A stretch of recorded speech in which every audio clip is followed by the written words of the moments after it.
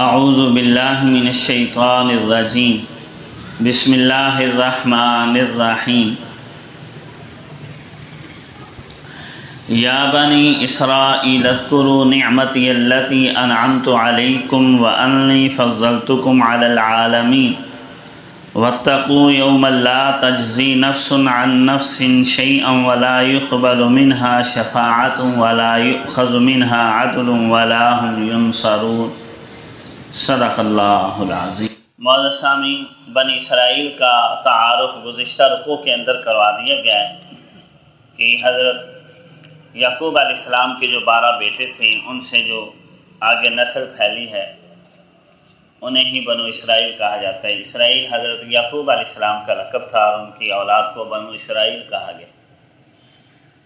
تو اللہ تعالیٰ نے گزشتہ رکوع میں بنی اسرائیل کو یاد دہانی کروائی۔ بنی اسرائیل قوم ہے نسلی، جو یعقوب علیہ السلام کی نسل آگے بڑھی ہے اسے ہی بنی اسرائیل کہا جاتا تھا۔ اب اس نسل کے اندر بے شمار پیغمبر آئے ہیں۔ یعقوب علیہ السلام، ان کے بعد یوسف علیہ السلام، اور اسی بنی اسرائیل کے اندر اللہ تعالیٰ نے حضرت سلیمان علیہ السلام، داؤد علیہ السلام، موسیٰ علیہ السلام، عیسیٰ علیہ السلام، عیسیٰ علیہ السلام بنی اسرائیل کے آخری پیغمبر ہیں۔ تو یہ کسی مذہب کا یہاں تذکرہ نہیں کیا جا رہا، یہاں سمجھے ایک قوم کا تذکرہ کیا جا رہا ہے، بنی اسرائیل، اور اس کو جو اللہ تعالیٰ نے فضیلت دی تھی اس کا اب یہاں تذکرہ کیا جا رہا ہے۔ تو فرمایا یا بنی اسرائیل، اے اسرائیل کی اولاد، اذکروا نعمتی التی انعمت علیکم، یاد کرو میری ان نعمتوں کو، اس انعام کو جو میں نے تمہارے اوپر کیا، وَأَنِّي فَضَّلْتُكُمْ عَلَى الْعَالَمِينَ، اور یہ کہ میں نے تمہیں جہان والوں پر فضیلت دی۔ تو یہ جو قوم تھی بنی اسرائیل، جس کو اللہ رب العزت فرما رہے ہیں کہ میں نے تمہارے اوپر خاص انعام کیا اور تمہیں بقیہ قوموں کے اوپر فضیلت عطا کی، وہ کس وجہ سے بنی اسرائیل کو بقیہ قوموں پر فضیلت حاصل تھی؟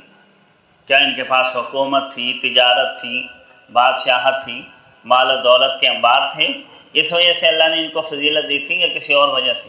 تو یہ ایک بات سمجھیں، حکومتیں، دولتیں، زراعت، یہ باقی قوموں کے پاس بھی یہ ترقیاں رہی ہیں، صرف بنی اسرائیل کے پاس یہ ترقی نہیں رہی۔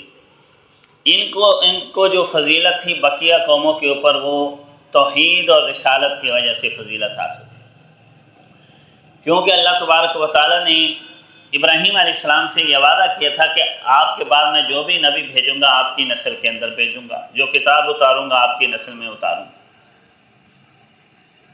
تو من حیث القوم، اب انبیاء کا سلسلہ، ابراہیم علیہ السلام کے 2 بیٹے تھے، اسحاق علیہ السلام اور اسماعیل علیہ السلام۔ اسماعیل علیہ السلام کی نسل سے تو نبی آئے نہیں، صرف آخری نبی آخر الزمان حضور علیہ السلام تشریف لائے۔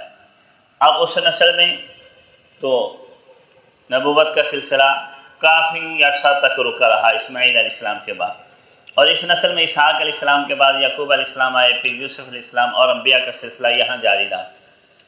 اور جو بقیہ نسلیں تھیں انسانوں کی، باقی قومیں جو تھیں، ان میں تو نبوت کا سلسلہ تھا ہی نہیں، اور اگر تھا بھی تو بہت کم، فردن من حیث القوم جو نبوت کا سلسلہ جاری رہا وہ اللہ رب العزت کے وعدے کے مطابق ابراہیم علیہ السلام کی قوم اور نسل میں ہی جاری رہا۔ اور جب تک نبی آ کر توحید نہ سمجھائے، عقل کے ذریعے توحید پوری سمجھ نہیں آتی۔ تو اس وجہ سے نبوت اور رسالت اور توحید کیونکہ اس قوم کے پاس تھی، اسی وجہ سے اس قوم کو فضیلت حاصل تھی۔ بقیہ پوری انسانیت کسی نہ کسی درجے میں شرک کے اندر مبتلا تھی، کوئی مظاہر پرستی کے اندر مبتلا تھی، کوئی دیوی دیوتاؤں کو پوجنے والے تھے۔ توحید کے علم بردار یہی قوم تھی، اور اسی وجہ سے اس کو فضیلت حاصل تھی۔ اور دوسرا نبوت کا سلسلہ بھی اس قوم کے اندر جاری رہا، اور اسماعیل علیہ السلام کی قوم میں، اسماعیل علیہ السلام کی نسل میں چونکہ نبوت کا سلسلہ عرصہ دراز تک رکا رہا تو اس وجہ سے شرک اس میں پھیل گیا۔ جس قوم میں نبوت کا سلسلہ رک جاتا ہے وہاں شرک پھیل جاتا ہے۔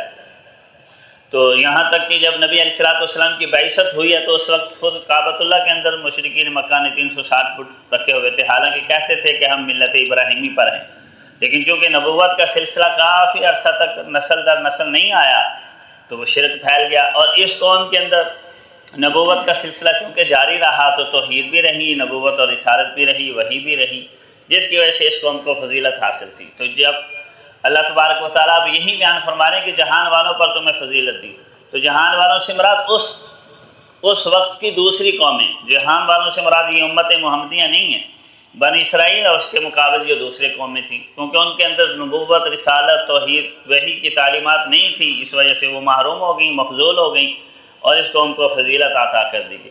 لیکن جب انہوں نے وحی کی تعلیمات سے انحراف کر دیا تو اللہ تعالیٰ نے وہ نبوت کا سلسلہ ان سے چھین کر ان کے چچیرے بھائیوں بنو اسماعیل کے اندر جاری کر دیا، تو جس کے اندر نبوت اور رسالت آئی پھر وہ فضیلت والی بن گئی۔ اب امت محمدیہ فضیلت والی۔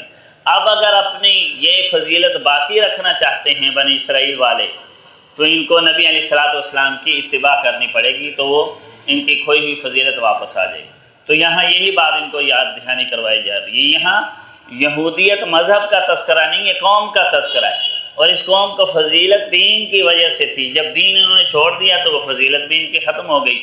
تو فما یا بنی اسرائیل، اے اسرائیل کی اولاد، اذکروا نعمتی اللتی، یاد کرو میری ان نعمتوں کو جو میں نے تمہارے اوپر کی، وانی فضلتکم علی العالمین، اور میں تمہیں فضیلت دی جہان والوں کے اوپر۔ اب اگر فضیلت باقی رکھنی ہے تو وہی اللہ رب العزت کا بندہ بن کر زندگی گزارنی پڑے۔ اور خود ان کی کتابوں کے اندر بھی یہ بات ہے کہ ہمیں دنیا کے اندر بھیجا ہی خدا کا گواہ بننے کے لیے تھا، کہ گواہ بن کر رہیں اس کی خدائی کے تکرار کریں۔ اور یہ بہت بڑی فضیلت تھی کہ واقعی ہی خدا کی وحدانیت کے تذکرے یہ قوم کرتی تھی، اور بقیہ قوموں کے اندر شرک پھیلا ہوا تھا، یا کسی نہ کسی درجے میں وہ شرک کے اندر مبتلا ہو گئی۔ اب چونکہ ان کو دوبارہ ایمان دین کی دعوت دی جا رہی ہے، نبوت اور رسالت پر لایا جا رہا ہے، تو آخرت کا خوف بھی ساتھ بٹھایا جا رہا ہے۔ جب تک آخرت کا تصور، جزا و سزا، حشر نشر کا انسان نہیں سوچے گا، اس کے اعمال ٹھیک نہیں ہوں گے۔ تو اس وجہ سے ان کو آخرت کی یاد دلائی جا رہی ہے کہ آخرت کا خوف دن کے اندر رکھو، وہ دن بڑا سخت ہے۔